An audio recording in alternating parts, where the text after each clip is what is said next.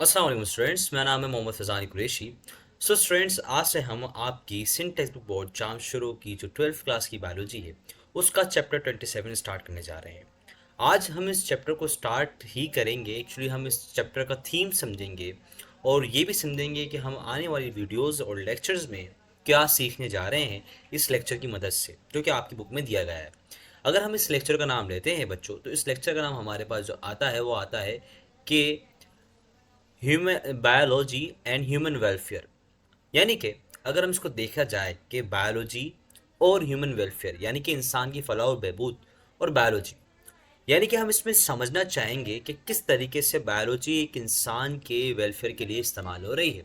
तो इस पूरे पूरे लेक्चर को, इस पूरे पूरे चैप्टर को समझने के लिए आपको कुछ चीज़ें इधर दी गई हैं जो कि मेजर कॉन्सेप्ट हैं, जो कि आपको समझने पड़ेंगे, जो कि बहुत ज़्यादा फंडामेंटल है।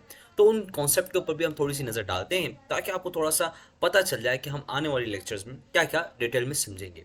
अगर आपको यहाँ तक मेरे लेक्चर की प्रेजेंटेशन अच्छी लग रही है तो लाइक करो और अपने दोस्तों के साथ भी इस वीडियो को शेयर करो ताकि उनको भी ये क्वालिटी लेक्चर्स मिले और वो भी अपनी नॉलेज को इंक्रीज कर सके।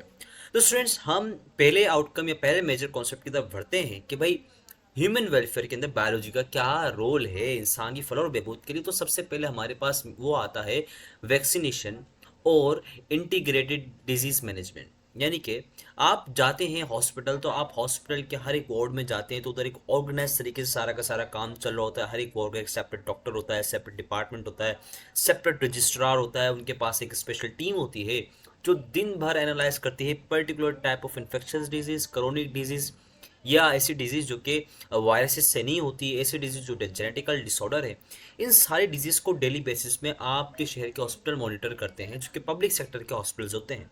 तो बच्चों, इस तरीके से आपका बायोलॉजी एक ह्यूमन वेलफेयर के तौर पे काम करता है, क्योंकि अब आपको पता है कि हमने प्रीवियस ईयर एक पेंडेमिक से डील किया। किससे डील किया? पेंडेमिक, जिसको हम वबा कहते हैं उर्दू में। तो उस पेंडेमिक के नतीजे में बच्चों पूरी की पूरी दुनिया की इकोनॉमिक्स बंद हो गए, स्कूल्स बंद हो गए, कॉलेजेस बंद हो गए, तो सारी की सारी चीज़ें इफेक्ट हुई। लेकिन इन चीज़ों को ओवरकम किसने किया? आपकी बायोलॉजी की एबिलिटी में और हमारे बायोलॉजी की नॉलेज ने।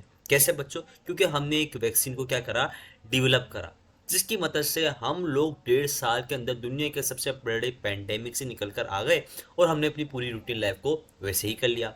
ये हम मेजर कॉन्सेप्ट सीखेंगे। पहला कॉन्सेप्ट तो हमारा ये हो गया। इसके साथ साथ हम अगला जो कॉन्सेप्ट हमारे पास आएगा वो आएगा एनिमल हस्बेंड्री। आपको पता है बच्चों, एनिमल हस्बेंड्री बहुत बड़ी इंडस्ट्री है जो कि मल्टी बिलियन डॉलर्स की है। दूसरी बात, इस इंडस्ट्री से हमारा खाना पीना, डेयरी प्रोडक्ट सारी इसी इंडस्ट्री से जुड़ी हुई है। अगर हम ये डेयरी प्रोडक्ट यानी कि आपकी एनिमल हस्बेंड्री यानी कि ऐसी हस्बेंड्री जिसमें हम जानवरों को पालते हैं, बड़ा करते हैं, उनके बड़ा करने के बाद उनको हम सेल करते हैं, उससे हम गोश्त लेते हैं, दूध लेते हैं, जो भी हमें प्रोडक्ट चाहिए होते हैं वो उससे हम ऑब्टेन करते हैं।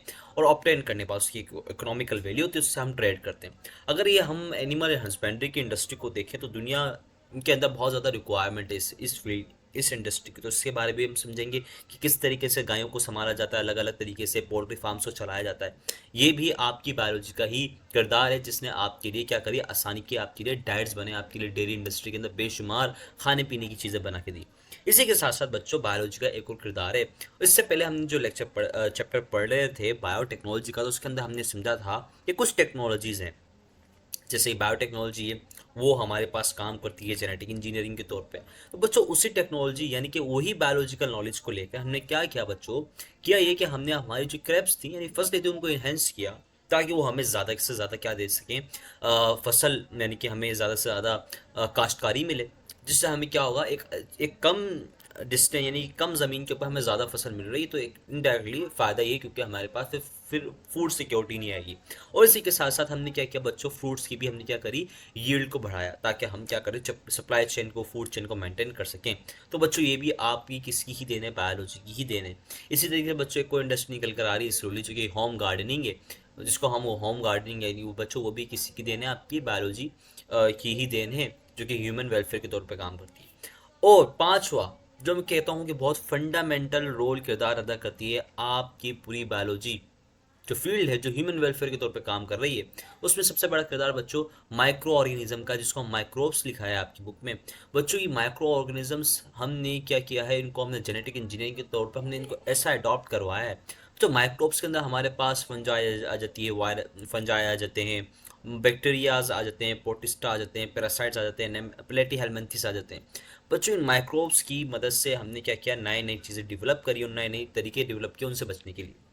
बच्चों ये भी बहुत बड़ा किरदार किरदार था आपकी बायोलॉजी का ह्यूमन वेलफेयर के ऊपर। तो आने वाले कुछ लेक्चर्स में बच्चों हम इन मेजर टॉपिक को समझेंगे, सीखेंगे। अगर आपको यहाँ तक पसंद आ रहा है तो लाइक करो, शेयर करो, और इन वीडियोस को, लेक्चर को शेयर करने के बाद हमारे चैनल को भी ग्रो करो। तो बच्चों हम थोड़ा सा आपकी बुक का एक पैसेज भी है उसको भी पढ़ लेते हैं, जो कि आपको समझाता है कि जो बायोलॉजी है बच्चों वो चाहती है क्रिएट करना न्यू फील्ड्स को with considerable changes of human welfare.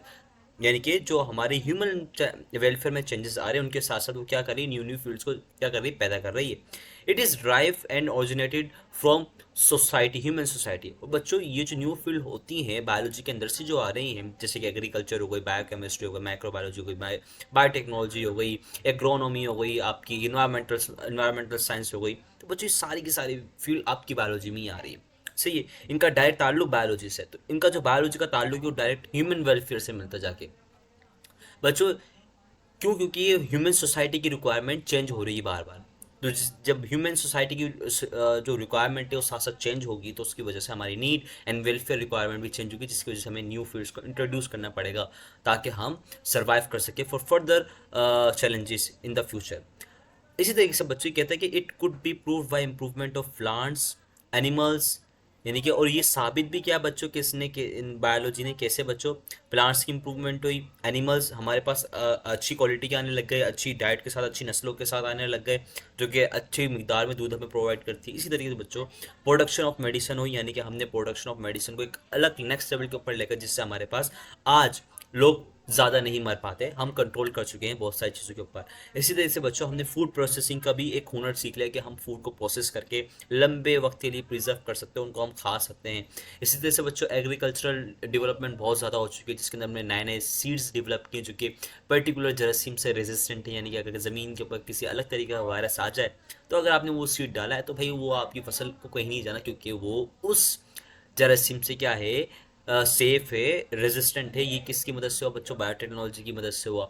इसी तरीके से बच्चों हमने डायग्नोसिस ऑफ डिजीज़ करना शुरू किया। डायग्नोसिस ऑफ डिजीज़ से हमने अंदाज़ा लगाया नहीं कि क्लिनिकल सेटिंग्स के अंदर, क्लिनिकल डायग्नोस्टिक लेबॉर्ट्रीज के अंदर बहुत बड़ा किरदार है आपकी बायोलॉजी का। बायोलॉजी के बिना हमारी डिजीज़ का भी तशखीस नहीं हो सकती।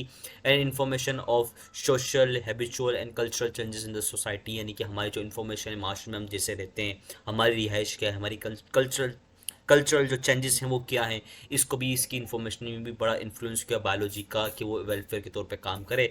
Therefore it is a very important to know about the basics of biology and human welfare. तो ये बहुत ज़्यादा ज़रूरी है कि हम क्या करें बच्चों, ह्यूमन बायोलॉजी को बेसिक्स जाने, ह्यूमन वेलफेयर की in the sense of biology. तो उसको इन्वेस्टिगेट करने के लिए बच्चों हमें इसको स्टडी करना पड़ता है 3 ग्रुप्स के अंदर। सबसे पहला ग्रुप बच्चों हमारे पास जो निकल कर आता है वो आता है ह्यूमन हेल्थ एंड डिजीज़, यानी कि इसमें हम ह्यूमन हेल्थ को क्या करते हैं, स्टडी करते हैं और उनकी डिजीज़ को स्टडी करते हैं, और उन डिजीज़ के ऊपर हमने मैनेजमेंट बनाते हैं और उनके ऊपर कंट्रोल हासिल करते हैं। इसी तरीके से बच्चों हमने क्या करते हैं, रोल ऑफ माइक्रोब्स, यानी कि माइक्रो ऑर्गेनिज्म का रोल देखते हैं, वो किस तरीके से फिर इंसान की फलाह बहबूद के लिए काम आ सकते हैं, उनको हम किस तरीके से काबू कर सकते हैं। देखिए इनडायरेक्टली इंसान इतनी नॉलेज को क्यों लेता है, इसलिए लेता है ताकि वो किसी ना किसी चीज़ पे काबू कर सके। इसी वजह से हम इतनी ज़्यादा डीप थिंकिंग कर रहे हैं और डीप रिसर्च कर रहे हैं और अलग अलग तरीके की इनोवेशन करके दुनिया के अंदर चेंज लेकर आ रहे हैं, जो कि डायरेक्टली हम ह्यूमन वेलफेयर के ऊपर क्या कर रही है, एक असरअंदाज कर रही है। और इसके साथ साथ जब हम ये सारी चीज़ें करते हैं तो बच्चों ये डायरेक्टली हमारे पास किसका काम करती है, पॉलिसी मेकिंग का काम करती है। किसका काम करती है, यानी पॉलिसी मेकिंग। अभी आप देख रहे होंगे कि पोलियो चल रही है, पोलियो की मुहिम चलती है, तो बच्चों ये पोलियो की मुहिम ऐसी नहीं चलती कि बस ऑर्डर आया और चल गए, नहीं बच्चों। इसकी पूरी की पूरी क्या होती है, इन्वेस्टिगेशन होती है। आपके इलाके में जितने भी फिल्टर प्लांट्स होते हैं उनके सैंपल इस्लामाबाद के अंदर मॉलिकुलर लेबॉर्टरीज में जाकर चेक होते हैं। चेक होने के बाद फिर उनका रिजल्ट आता है, पता चलता है कि किस तरीके की पोलियो उधर से पाया गया है। फिर उसके हिसाब से आपके इलाके के अंदर जो पब्लिक हेल्थ डिपार्टमेंट होते हैं वो टीमें बनाते हैं, पोलियो वर्कर्स को तैनात करते हैं, फिर वो आपके घरों में आके बच्चों को पोलियो पिलाते हैं। बच्चों that is a policy for the prevention of polio. तो इसी तरीके से बच्चों हर तरीके की जितनी बीमारी होती है, एड्स हो गई, टीबी हो गई, इनके लिए हम क्या करते हैं, पॉलिसी मेकिंग करते हैं। और दूसरा काम हम और क्या करते हैं, इम्प्रूवमेंट ऑफ फूड करते हैं। आप देखते हैं हमारे पास बहुत सारी कार्ड्स होती हैं, कार्ड्स के ऊपर प्रॉपर हाइजीन नहीं होती, उनको मेंटेनेंस नहीं होता, तो हाइजीन ना होने की वजह से सैकड़ों, उसी इलाके के अंदर सैकड़ों लोग बीमार हो जाते हैं, क्योंकि कोई rules and regulation, policy making नहीं। अगर ये सब चीज़ें हों तो हम बहुत सारी जगहों पे काबू कर सकते हैं और हमारे लोग सेहतियाब हो सकते हैं हम, क्योंकि हमारा इन्वायरमेंट, हमारी कंजप्शन, सब चीज़ें कंट्रोल में है। तो ये काम था आपकी बायोलॉजी का, जो कि आपकी फील्ड में आके क्या किया उसने, पूरा का पूरा रोल अदा किया। तो बच्चों आने वाले कुछ लेक्चर इंटरेस्टिंग होने वाले हैं। मैं आपको कहता हूँ कि अगर आपको लेक्चर अच्छा लगता है, पसंद आया, बातें मेरी पसंद है, तो लाइक करो, शेयर करो। मैं आपसे मिलूंगा हमारे आने वाली वीडियोस के अंदर। तब तक आप पढ़ते रहिए, मोटिवेट रहिए। अल्लाह हाफिज़।